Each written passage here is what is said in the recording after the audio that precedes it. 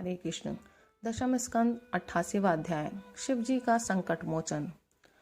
राजा परीक्षित ने पूछा, भगवान शंकर ने समस्त भोगों का परित्याग कर रखा है, परंतु देखा यह जाता है कि जो देवता, असुर अथवा मनुष्य उनकी उपासना करते हैं वे प्रायः धनी और भोग संपन्न हो जाते हैं, और भगवान विष्णु लक्ष्मीपति हैं, परंतु उनकी उपासना करने वाले प्रायः धनी और भोग संपन्न नहीं होते। दोनों प्रभु त्याग और भोग की दृष्टि से एक दूसरे से विरुद्ध स्वभाव वाले हैं, परंतु उनके उपासकों को उनके स्वरूप के विपरीत फल मिलता है। मुझे इस विषय में बड़ा संदेह है कि त्यागी की उपासना से भोग और लक्ष्मीपति की उपासना से त्याग कैसे मिलता है। मैं आपसे यह जानना चाहता हूँ।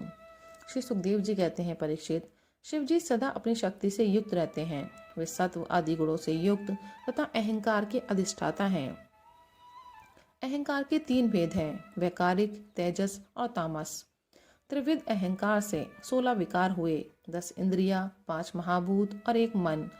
अतः इन सबके अधिष्ठात्र देवताओं में से किसी एक की उपासना करने पर समस्त ऐश्वर्यों की प्राप्ति हो जाती है।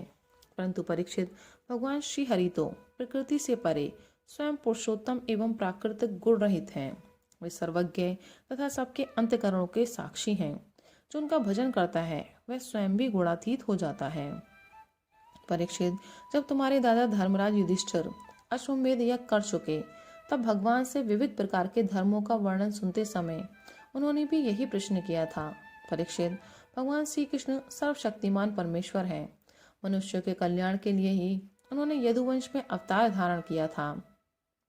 राजा युधिष्ठिर का प्रश्न सुनकर और उनकी सुनने की इच्छा देखकर उन्होंने प्रसन्नता पूर्वक इस प्रकार उत्तर दिया था। भगवान श्री कृष्ण ने कहा, राजन, जिस पर मैं कृपा करता हूँ उसका सब धन धीरे धीरे छीन लेता हूँ। जब वह निर्धन हो जाता है तब उसके सगे संबंधी उसके दुखाकुल चित्त की परवाह न करके उसे छोड़ देते हैं। फिर वह धन के लिए उद्योग करने लगता है, तब मैं उसका वह प्रयत्न भी निष्फल कर देता हूँ।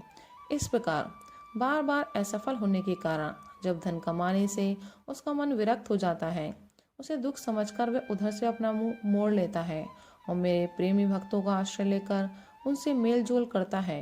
तब मैं उस पर अपनी अहेतुक कृपा की वर्षा करता हूँ। मेरी कृपा से उसे परम सूक्ष्म आनंद सच्चिदानंद स्वरूप पर ब्रह्म की प्राप्ति हो जाती है। इस प्रकार मेरी प्रसन्नता, मेरी आराधना बहुत कठिन है। इसी से साधारण लोग मुझे छोड़कर मेरे ही दूसरे रूप अन्य देवताओं की आराधना करते हैं। दूसरे देवता आशुतोष हैं, वे झटपट पिघल पड़ते हैं और अपने भक्तों को साम्राज्य लक्ष्मी दे देते हैं। उसे पाकर वे उछंखल, प्रमादी और उन्मत्त हो उठते हैं और अपने वरदाता देवताओं को भी भूल जाते हैं तथा उनका तिरस्कार कर बैठते हैं। श्री सुखदेव जी कहते हैं, परीक्षित, ब्रह्मा, विष्णु और महादेव ये तीनों शाप और वरदान देने में समर्थ हैं, परंतु इनमें महादेव और ब्रह्मा शीघ्र ही प्रसन्न या रुष्ट होकर वरदान अथवा शाप दे देते हैं, परंतु विष्णु भगवान वैसे नहीं हैं। इस विषय में महात्मा लोग एक प्राचीन इतिहास कहा करते हैं। भगवान शंकर एक बार वृकासुर को वर देकर संकट में पड़ गए थे। परीक्षित, वृकासुर शकुनी का पुत्र था। उसकी बुद्धि बहुत बिगड़ी हुई थी। एक दिन कहीं जाते समय उसने देवर्षि नारद को देख लिया और उनसे पूछा कि तीनों देवताओं में झटपट प्रसन्न होने वाले कौन हैं। परीक्षित, देवर्षि नारद ने कहा, तुम भगवान शंकर की आराधना करो, इससे तुम्हारा मनोरथ बहुत जल्दी पूरा हो जाएगा। वे थोड़े ही गुणों से शीघ्र प्रसन्न और थोड़े ही अपराध से तुरंत क्रोध कर बैठते हैं। रावण और बाणासुर ने केवल बंदी जनों के समान शंकर जी की कुछ स्तुतियां की थीं। इसी से वे उन पर प्रसन्न हो गए थे और उन्हें अतुलनीय ऐश्वर्य दे दिया। बाद में रावण की कैलाश उठाने और बाणासुर के नगर की रक्षा का भार लेने से वे उनके लिए संकट में भी पड़ गए थे।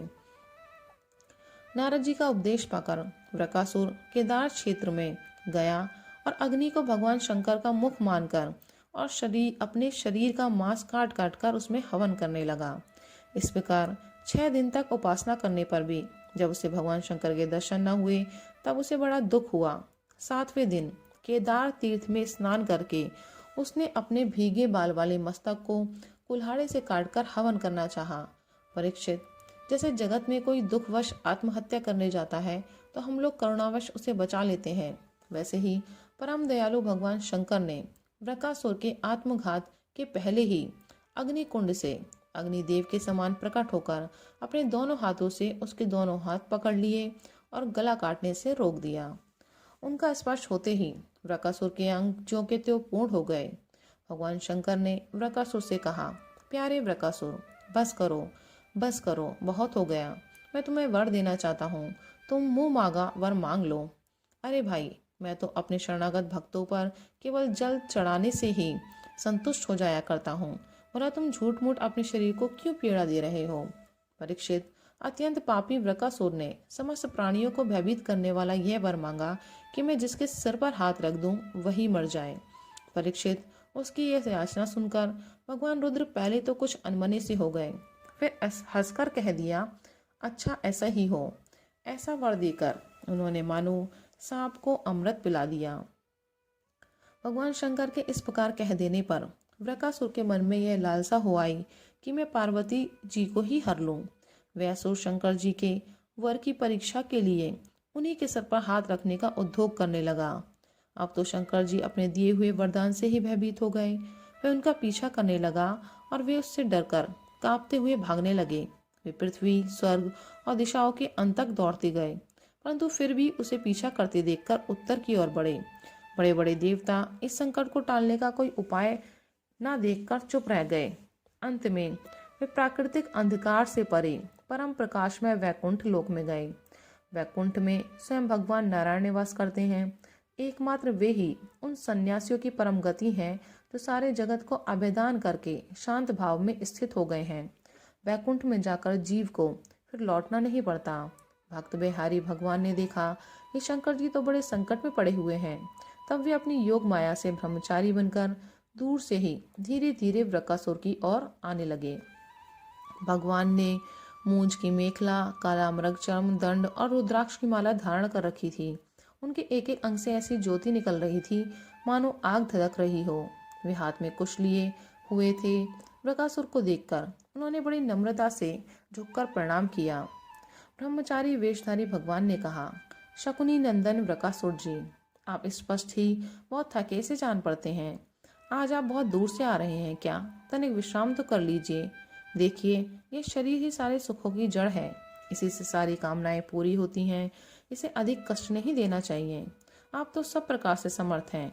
इस समय आप क्या करना चाहते हैं? यदि मेरे सुनने योग्य कोई बात हो तो बतलाइए, क्योंकि संसार में देखा जाता है कि लोग सहायकों के द्वारा बहुत से काम बना लिए करते हैं। श्री सुखदेव जी कहते हैं, परीक्षित, भगवान के एक एक शब्द से अमृत बरस रहा था। उनके इस प्रकार पूछने पर पहले तो उसने तनिक ठहर कर अपनी थकावट दूर की। उसके बाद क्रमशः अपनी तपस्या, वरदान प्राप्ति तथा भगवान शंकर के पीछे दौड़ने की बात शुरू से कह सुनाई। श्री भगवान ने कहा, अच्छा ऐसी बात है, तब तो भाई हम उसकी बात पर विश्वास नहीं करते। आप नहीं जानते क्या, वह तो दक्ष प्रजापति के शाप से पिशाच भाव को प्राप्त हो गया है। आजकल वही प्रेतों और पिशाचों का सम्राट है। दानवराज, आप इतने बड़े होकर ऐसी छोटी छोटी बातों पर विश्वास कर लेते हैं। आप यदि अब भी उसे जगतगुरु मानते हो और उसकी बात पर विश्वास करते हो तो झटपट अपने सिर पर हाथ रखकर परीक्षा कर लीजिए। दानव शिरोमणि, यदि किसी प्रकार शंकर की बात असत्य निकले तो उस असत्यवादी को मार डालिए, जिससे वह फिर कभी झूठ ना बोल सके। परीक्षित, भगवान ने ऐसी मोहित करने वाली अद्भुत और मीठी बात कही कि उसकी विवेक बुद्धि जाती रही।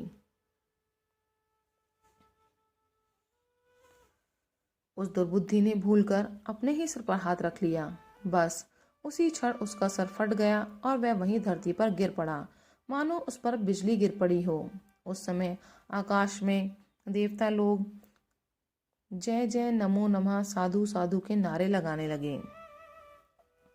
पापी वृकासुर की मृत्यु से देवता, ऋषि, पितर और गंधर्व अत्यंत प्रसन्न होकर पुष्पों की वर्षा करने लगे और भगवान शंकर उस विकट संकट से मुक्त हो गए।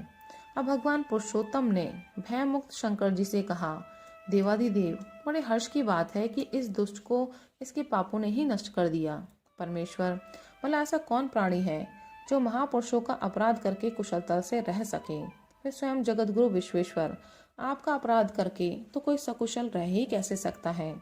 भगवान अनंत शक्तियों के समुद्र हैं। उनकी एक एक शक्ति मन और वाणी की सीमा के परे हैं। वे प्रकृति से अतीत स्वयं परमात्मा हैं। उनके शंकर जी को संकट से छुड़ाने की यह लीला जो कोई कहता या सुनता है वह संसार के बंधनों और शत्रुओं के भय से मुक्त हो जाता है। राधे राधे, हरि बोल।